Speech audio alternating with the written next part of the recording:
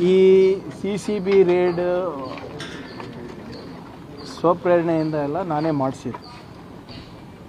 ಯಾವುದೇ ಪ್ರಿಸನ್ನಲ್ಲಿ ರೇಡ್ ಆಗಬೇಕು ಅಂದರೆ ಹೋಮ್ ಮಿನಿಸ್ಟರ್ ಅವರ ಆದೇಶ ಇರಬೇಕು. ತಮ್ಗೆ ಗೊತ್ತಿರೋ ಹಾಗೆ 2-3 ವಾರದ ಹಿಂದೆ ನಾನೇ ವಿಸಿಟ್ ಮಾಡಿದ್ದೆ. ವಿಸಿಟ್ ಮಾಡಿದಾಗ ಅಲ್ಲಿ ಕೆಲವು ಲೋಪಗಳನ್ನು ನಾನು ನೋಡಿದೆ. ಅದನ್ನು ನಮ್ಮ ಹಿರಿಯ ಅಧಿಕಾರಿಗಳ ಜೊತೆ ಚರ್ಚೆ ಮಾಡಾದಮೇಲೆ ನಿನ್ನೆ ನಾನೇ ಮುಖ್ಯಮಂತ್ರಿಗಳ ಪರ್ಮಿಷನ್ ತೊಗೊಂಡು ಅಲ್ಲಿ ರೇಡ್ ಮಾಡಿಸಿರೋದು. ಸುಮಾರು 100 ಜನ CCBದವರಿಗೆ ಕಳಿಸ್ಕೊಟ್ಟು ಅಲ್ಲಿನ ವ್ಯವಸ್ಥೆ ಬಗ್ಗೆ ತಿಳ್ಕೊಂಡಿರೋದು. ಅದರಲ್ಲಿ ಸಾಕಷ್ಟು ಲೋಪಗಳು ಕಂಡು ಬಂದಿದೆ. We are already taken action also. Video ಬಂದಿದೆ, ಆಡಿಯೋ ಬಂದಿದೆ, ಅವು ಯಾವುದೂ ಇಲ್ಲ. ಇದು ನಮ್ಮ ಜವಾಬ್ದಾರಿಯುತ ಒಂದು ಅಧಿಕಾರಿಗಳ ಒಂದು ಇನ್ಫಾರ್ಮೇಷನ್ ಮೇರೆಗೆ ಮತ್ತು ನನ್ನ ಇನ್ಫಾರ್ಮೇಷನ್ ಮೇರೆಗೆ ನಾವು ಮಾಡಿಸಿರೋದು. ಇಲ್ಲಿ ಇದಕ್ಕೆ ಸಹಕಾರ ಕೊಟ್ಟಂಥ ಎಲ್ಲ ಅಧಿಕಾರಿಗಳಿಗೆ ಈಗಾಗಲೇ ಸಸ್ಪೆನ್ಷನ್ ಮಾಡಬೇಕಂತ ಆದೇಶ ನೀಡಿದ್ದೇನೆ. ಮತ್ತು ಅಲ್ಲಿ ಏನೇನು ನಾವು ಮಾಡಬೇಕು, ಬರೀ ನಿಮ್ಮ ಪರಪ್ಪನ ಅಗ್ರಹಾರ ಅಷ್ಟೇ ಅಲ್ಲ, ಎಲ್ಲ ನಿಮ್ಮ ಪ್ರಿಸನ್ಸ್ನಲ್ಲಿ ಜೈಲ್ನಲ್ಲಿಗಳು ಕೂಡ ಇದು ನಡೀತದೆ. ಯಾವಾಗ ಏನು ಎತ್ತ ಅಂತ ನಾನು ಹೇಳಕ್ಕೆ ಹೋಗಲ್ಲ. ಆದರೆ ಕಲಬುರ್ಗಿ ಇದೆ ಪ್ರಿಸನ್ ಇರ್ಬೋದು, ಬೆಳಗಾವಿ ಇರ್ಬೋದು, ಬೆಂಗಳೂರು ಇರ್ಬೋದು, ಬೇರೆ ಯಾವುದೇ ಇರ್ಬೋದು. V will take strict action. We will keep doing this. ನಿರಂತರವಾಗಿ ನಾವು ಇದನ್ನು ಮಾಡ್ತಾ ಇರಬೇಕು. ಕೆಲವು ಆಫೀಸರ್ಸ್ ಇದ್ದಾರೆ ನಮ್ಮಲ್ಲೂ ಕೂಡ, ಯಾರು ಇನ್ನೂ ಹಳೆ ಚಾಳಿಗಳು ಬಿಟ್ಟಿಲ್ಲ. ಎಲ್ಲರಿಗೂ ಐಡೆಂಟಿಫೈ ಮಾಡಿ ಅವರಿಗೆ ಕಾನೂನಾತ್ಮಕವಾಗಿ ಏನು ಕ್ರಮ ತಗೋಬೇಕು ನಾವು ತಗೋತೀವಿ. ನೋಡಿ, ಇರೋದಷ್ಟೇ ನಾವು ಮಾಡ್ಬೋದಲ್ಲ, ನಾವು ಗಲ್ಲಿಗೆ ಏರ್ಸೋಕ್ಕಾಗ್ತದ? ಹೀನಿಯಸ್ ಕ್ರೈಮ್ ಇದ್ರೆ ಡೆಫಿನೆಟ್ಲಿ ಅವರು ಸರ್ವಿಸಿಂದ ಡಿಸ್ಮಿಸ್ ಮಾಡ್ಬೋದು ಅಷ್ಟೇ. ಒಂದು ನಿಮಿಷ sir,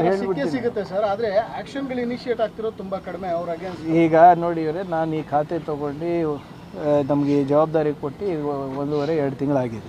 V are taking action. ಇಷ್ಟು ಬೇಗ ಇಷ್ಟು ಸ್ಟ್ರಿಕ್ಟಾಗಿ ಮಾಡಿರಲಿಲ್ಲ, ಇಷ್ಟು ವೇಗವಾಗಿ. We are doing. ಆಮೇಲೆ ಆ್ಯಕ್ಷನ್ ತೊಗೊಳ್ಳೇಬೇಕಲ್ಲ. ಆಮೇಲೆ ಆ್ಯಕ್ಷನ್ನು ತೊಗೋಬೇಕಂದ್ರೂ ಐ ಹ್ಯಾವ್ ಟು ಇರೋದೇ 2-3 ಮಾರ್ಗ ನನಗೆ. ಈಗ ವೈಯಕ್ತಿಕವಾಗಿ ನಾನೇನಾದರೂ ಬೇರೆದು ಮಾಡ್ಲಿಕ್ಕೆ ಆಗ್ತದಾ? ಈಗ ಅವ್ರಿಗೆ ಸರ್ವಿಸಸ್ಸಿಂದ ಡಿಸ್ಮಿಸ್ ಮಾಡಬೇಕಾದ್ರೂ ಕೂಡ ಅದಕ್ಕೆ ಕೆಲವು ಮಾನದಂಡಗಳಿದೆ. ಆದರೆ ಹಿಂಗೆ VIP ಟ್ರೀಟ್ಮೆಂಟು ಯಾರಿಗೂ ಕೊಡೋಕ್ಕೆ ನಾವು ಬಿಡೋದಿಲ್ಲ. ತಗೊಳ್ತಿರೋಂಥವ್ರಿಗೆ ಸರ್, ಆ VVIPಗಳಿಗೆ ನಿಮ್ಮ ಇದೇನು ಮೆಸೇಜ್ ಏನು, ಅವ್ರಿಗೆ ನೀವೇನು ಕ್ಲಿಯರ್ ಮೆಸೇಜ್ ಕೊಟ್ಟಿದ್ದೀರಾ ರೈಡ್ ಮುಖಾಂತರ? ನೋಡಿ, the raid itself is the message. If you think you can bribe my officials and do what you want, you are mistaken. Sir, ಈಗ ಏನೇನು ಸಿಕ್ಕಿದೆ ಅಂತ ಪ್ರಾಥಮಿಕ ಮಾಹಿತಿ ಸಿಕ್ಕಿದೆಯಾ ಸರ್? ಇದೇ ಇವರೇ, ಅದೆಲ್ಲನೂ ಇಲ್ಲಿ ಚರ್ಚೆ ಮಾಡಲಿಕ್ಕೆ ಆಗೋದಿಲ್ಲ ಅಲ್ಲ.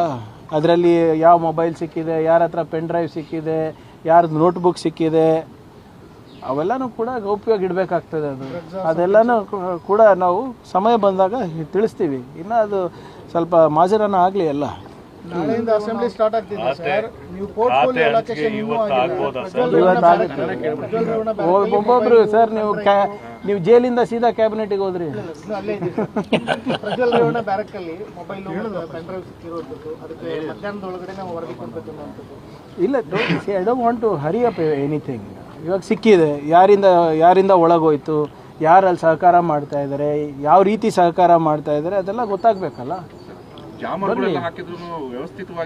ನೋಡಿ, ಅದನ್ನು ಕೂಡ ನಿನ್ನೆ ಒಂದು ಟೆಕ್ನಿಕಲ್ ಆಡಿಟ್ ಮಾಡಬೇಕು ಅಂತ ಆದೇಶ ನೀಡಿದ್ದೀನಿ. ಜಾಮರ್ಸ್ ಇದೆ, ಕೆಲವು ಭಾಗದಲ್ಲಿ ಅದು ವರ್ಕ್ ಆಗ್ತಾ ಇಲ್ಲ ಅಂತಲೂ ಕೂಡ ಮಾಹಿತಿ ಬರ್ತಾ ಇದೆ. ಸೊ ಆದ್ದರಿಂದ ಒಂದು ಸಂಪೂರ್ಣವಾದಂಥ ಡಿಜಿಟಲ್ ಇನ್ಫ್ರಾಸ್ಟ್ರಕ್ಚರ್ ನಮ್ಮ ಪ್ರಿಸನ್ಸ್ನಲ್ಲಿ ಏನಿದೆ ಅದರದ್ದು ಕೂಡ ಆಡಿಟ್ ಮಾಡ್ಸೋಕ್ಕೆ ಹೇಳಿದ್ದೀನಿ ನಿನ್ನೆ. ಓಕೆ, ಇವತ್ತಾಗುತ್ತೆ. ಮಾನ್ಯ ಮುಖ್ಯಮಂತ್ರಿಗಳು ಸ್ಟೇಟ್ಮೆಂಟ್ ಕೊಟ್ಟಿದ್ದಾರಲ್ಲ. ಸರಿ, ನನಗಾದ್ರ ಮಾಹಿತಿ ಇಲ್ಲ, ಬಟ್ ನಿನ್ನೆ ಮಾನ್ಯ ಮುಖ್ಯಮಂತ್ರಿಗಳು ಹೇಳಿರೋದು ಇವತ್ತರೊಳಗಡೆ ಮಾಡ್ತಿದ್ದೀವಿ ಅಂತ. ಇನ್ನೆಷ್ಟು ಹೆಚ್ಚುವರಿ ಇದೆ? ಇವಾಗ ಜವಾಬ್ದಾರಿ ಕೊಟ್ಟಿರೋದು ಕರೆಕ್ಟಾಗಿ ನಿರ್ವಹಿಸದೆ ಸಾಕಾಗಿದೆ. ನಾನು ಹೇಳಿದ್ದೀನಲ್ಲ, see we are all disciplined soldiers of the high command. ಜವಾಬ್ದಾರಿ ಏನೇ ಜವಾಬ್ದಾರಿ ಕೊಟ್ಟರು ನಾವು ಮಾಡ್ತೀವಿ, ಪಕ್ಷದ ಕೆಲಸ ಕೊಟ್ಟರು ಮಾಡ್ತೀವಿ. ಅದರಲ್ಲೇನಿದೆ? ಸರ್, ಈಗ ಕಾವೇರಿ ನೀರಿನ ವಿಚಾರವಾಗಿ ನಾಳೆ ಬಂಧನ್ ಕರೆದಿದ್ದಾರೆ ಒಂದ್ ಕಡೆಗೆ 12,000 ನೋಡಿ, ನಾವು ಭಾಳ ವಿನಮ್ರತೆಯಿಂದ ಮನವಿ ಮಾಡ್ಕೊಂಡಿದ್ದೀವಿ. ಬಂದ್ ಮಾಡೋದ್ರಿಂದ ಯಾವುದೇ ಪ್ರಯೋಜನ ಇಲ್ಲ. ಕರ್ನಾಟಕ ಹಾಗೂ ಕನ್ನಡಿಗರ ಹಿತಾಸಕ್ತಿ ಕಾಪಾಡೋದು ನಮ್ಮ ಸರ್ಕಾರದ ಆದ್ಯ ಕರ್ತವ್ಯ ಆಗಿದೆ. ಯಾರಿಗೂ ತೊಂದರೆ ಆಗಲಾರ್ದಂಗೆ ನಾವು ನೋಡ್ಕೋತೀವಿ. ಫಸ್ಟು ನಮ್ಮಲ್ಲಿ ಏನು ಕಷ್ಟಗಳಿದೆ ಅದು ನಿವಾರಣೆ ಮಾಡಿಬಿಟ್ಟು ಆಮೇಲೆ ತಮಿಳ್ನಾಡುದವ್ರಿಗೆ ಏನು ಅವ್ರ ಹಕ್ಕಿದೆ ಅವ್ರಿಗೆ ಕೊಡೋಣ ಅಂತೆ. ಅದ್ರ ಬಗ್ಗೆ ಯಾವುದೇ ತಕರಾರಿಲ್ಲ ನಮಗೆ. ಆದರೆ ಮೊದಲು ನಾವು ನಮ್ಮನ್ನೇ ನೋಡ್ಕೋಬೇಕಲ್ಲ, ನನ್ನ ಜವಾಬ್ದಾರಿ ಅದಾಗಿದೆ. ಸೊ ಅದರಿಂದ ನಿನ್ನೆ ಏನು ಪ್ರಾಧಿಕಾರದವರು 12,000 ಕ್ಯೂಸೆಕ್ ಬಿಡಬೇಕು ಅಂತ ಆದೇಶ ನೀಡಿದ್ದಾರೆ. ಅದನ್ನು ಕಾನೂನಾತ್ಮಕವಾಗಿ ಹೇಗೆ ಟ್ಯಾಕಲ್ ಮಾಡಬೇಕು ಇವತ್ತು ಚರ್ಚೆ ಆಗುತ್ತೆ ಕ್ಯಾಬಿನೆಟ್ನಲ್ಲಿ. ಅದಾದಮೇಲೆ we will take a decision. ಬಂದಿಗೆ ಹೋಗಬಾರ್ದು ಅಂತಲೇ ನಾವು ಮನವಿ ಮಾಡ್ಕೋತಾ ಇದ್ದೀವಿ.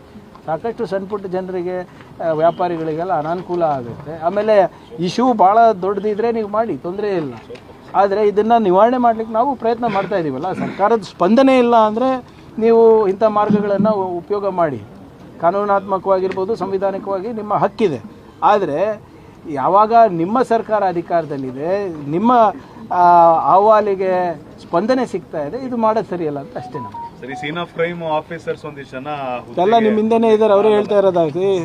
ಯಾಕ್ರಪ್ಪ 1,200 ವೇಕೆಂಟ್ ಇರೋದ್ರಲ್ಲಿ 200 ನೋಡಿ, ವಿ ಆರ್ ಕಂಪ್ಲೀಟ್ಲಿ ಇದು ಬರೇ ಕ್ರೈಮ್ ಆಫ್ ಸೀನ್ ಆಫೀಸರ್ಸ್ ಅಷ್ಟೇ ಅಲ್ಲ, ಸೀನ್ ಆಫ್ ಕ್ರೈಮ್ ಆಫೀಸರ್ಸ್ ಅಷ್ಟೇ ಪ್ರಶ್ನೆ ಅಲ್ಲ. ನಮ್ಮ ಇಲಾಖೆಯಲ್ಲಿ ವಿಶೇಷವಾಗಿ ಮೋರ್ ದೆನ್ 11,000 ಅಪ್ಲಿಕೇಶನ್ಸ್ ಕರೆದಿದ್ದೀವಿ. ಅವ್ರದ್ದು ಕೂಡ ಭಾಳ ವರ್ಷದಿಂದ ಕರೆದಿಲ್ಲ ಅಂತ. ಅದನ್ನು ಕೂಡ ನಾವು ಮಾಡ್ತೀವಿ, ನೋಟಿಫೈ ಮಾಡಬೇಕಾಗ್ತದೆ ಸರ್. 74,000 ಹುದ್ದೆಗಳನ್ನು ನಾವು ಕರೆದಿದ್ದೀವಿ ಸರ್. ಈಗ ನಮಗೆ ಡೇಟ್ ಸಿಗ್ತಾ ಇಲ್ಲ KEAಯಿಂದ. ಪ್ರತಿ ಸಂಡೇ ನಾವು ಎಕ್ಸಾಮ್ ನಡೆಸ್ತಾ ಇದ್ದೀವಿ. ಇನ್ಫ್ಯಾಕ್ಟ್ ಮಾನ್ಯ ಮುಖ್ಯಮಂತ್ರಿಯವರು ಸ್ಯಾಟರ್ಡೇನೂ ಕೂಡ ನಡೆಸ್ಬೋದಾ ಅಂತ ಕೂಡ ಒಂದು ಯೋಚನೆ ನಡೆದಿದೆ KEA ಅವ್ರ ಜೊತೆ.